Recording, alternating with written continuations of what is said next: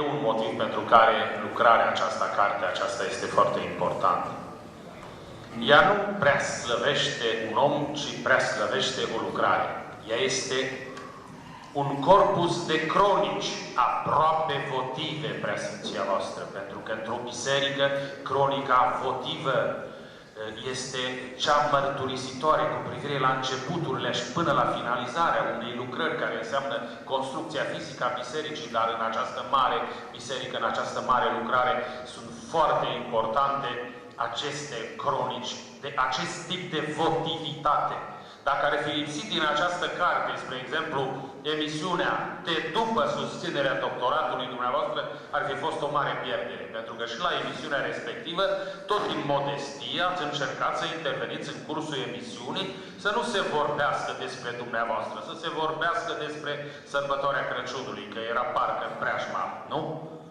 Așa. Și sau a Paștilor, nu mai știu. 29 noiembrie, sărbătoarea Crăciunului.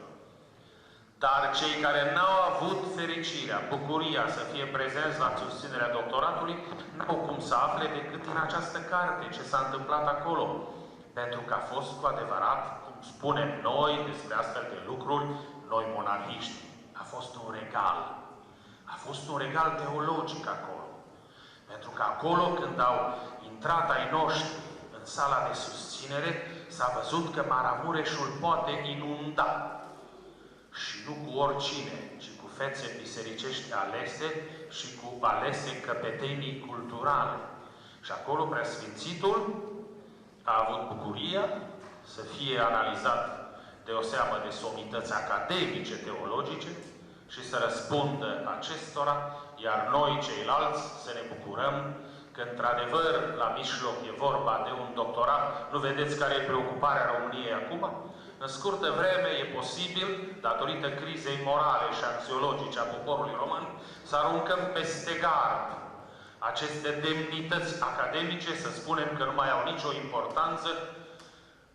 Și atunci, pentru ce creștem pruncii? Pentru ce îi educăm? Mi-am notat aici încă o expresie și nu vreau să o omit. Emisiunile lui Octavian Butuza, Preasfinția voastră și iubiți frați, au însemnat întotdeauna exersarea demnităților umane, demnitatea în fața cuvântului ales, a cuvântului care denominează corect, a cuvântului care bucură interior sufletele, a cuvântului care zidește.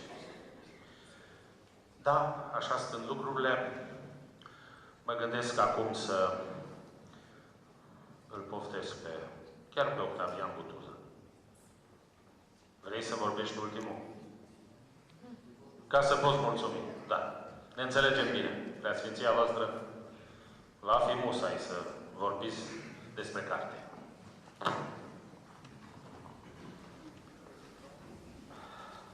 Domnule director al Bibliotecii Județene, domnule Octavian Butuza, iubiți părinți, onorați și distinși auditoriu.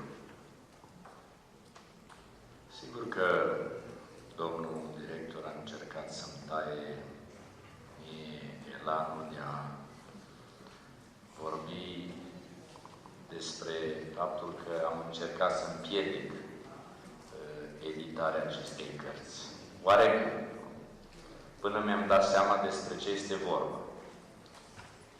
Când mi-am dat seama despre ce este vorba și când am stabilit cu Octavian Butuza pașii de urmat, atunci am zis, este bine, nu este vorba doar despre persoana mea. Interviurile acelea au fost publice și împreună cu mine am luat întotdeauna și alte persoane și personalități bisericești din cadrul centrului eparhial, din cadrul școlilor teologice. A fost și emisiune cu inspectorul general, doamna Mariana Poc, niciun liceu fără Dumnezeu. Deci au fost emisiuni cu mai multe persoane.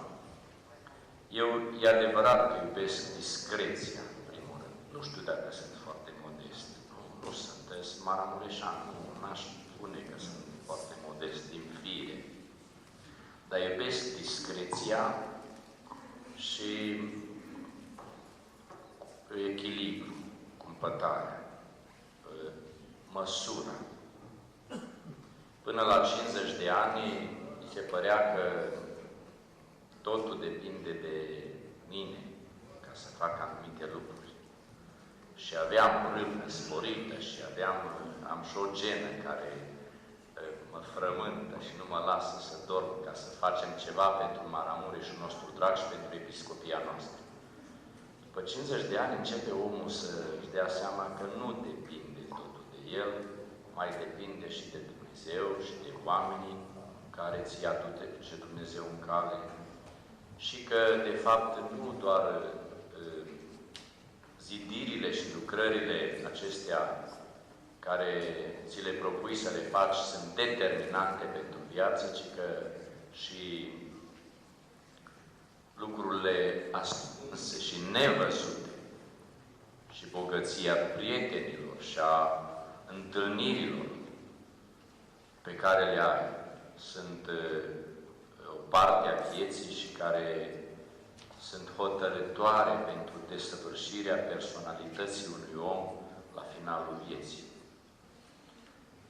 Iubesc, am spus, discreția, iubesc măsura în toate, lucru măsurat, însă când este vorba de biserică, de instituție, nu mai poți să fii discret și nici modest. Pentru că prezența în mijlocul credincioșilor însemnează o prezență vie. Și de această prezență depinde impactul pe care instituția îl are la public. Și atunci lași modestia și discreția acasă și când ești în mijlocul credincioșilor, reprezinți instituția. Aceasta este valabil nu numai pentru biserică, este valabil și pentru alte demnități din societatea românească. Și când e vorba de tine personal, la tine acasă, poți să fii foarte discret, foarte modest, foarte smerit, să mănânci o dată în zi, să porți haine modeste, să te comporți foarte normal și firesc. Când reprezinți instituția, însă trebuie să dai dovadă sau să te ridici la nivelul demnității la care te-a chemat instituția respectivă. Și asta domnul Ardelean știe foarte bine, pentru că umblă mult în țară și în lume și știe ce însemnează să reprezinți un ținut, să reprezinți o instituție, să reprezinți o țară. Așa că, dacă vorbim despre faptul că interviurile noastre pe care domnul Octavian Butuza mi le-a cerut, am răspuns cu mult drag pentru că era vorba de a aduce lumină în casele telespectatorilor, credincioșilor care cercetează biserica noastră, dar nu numai. Cred că și a oamenilor care nu vin la biserică, pentru că televiziunea intră și în casele celorlalți. Și aduce lumină în problemele despre care a vorbit domnul director Teodor Ardelean. Vizita patriarhilor, pelerinajele noastre în Țara Sfântă, la Lisabona, la Viena, împlinirea 20 de ani de la reactivarea Episcopiei, misiune care am făcut-o cu Părintele Vicar Vasile Augustin. Toate acestea, pe lângă momentele pe care le-am trăit noi și care aparțineau nouă prin emisiune și prin dialogul pe care l-am purtat și prin felul în care știe Octavian Butuza să conducă un dialog, care devine cu adevărat, titlul este foarte frumos, Comuniune și Mărturisire, devine o mărturisire. Pentru că a scris foarte frumos domnul director că de obicei se fac niște interviuri, să trimit întrebări și să dă un răspuns care sunt mai artificiale.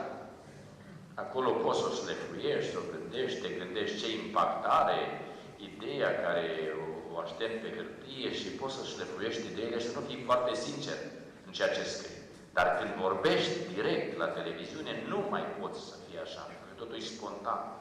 Totul este direct, este sincer, este deschis și se simte. Așa cum se simte trăirea preotului la altar și a slujitorului lui Dumnezeu în biserică de către credincioși, așa se simte și la televiziune și se transmite la telespectatori în modul cel mai clar. Se transmit stările celor care dialoghează. Așa că aceste interviuri sunt momente de mare, mare sinceritate. Sunt necesare și eu îl felicit pe domnul Butuza că le-a înmănunchiat, pentru că altfel rămân în niște casete și niște arhive ale unor televiziuni, că a fost la mai multe televiziuni, care pot să se păstreze sau să dispară.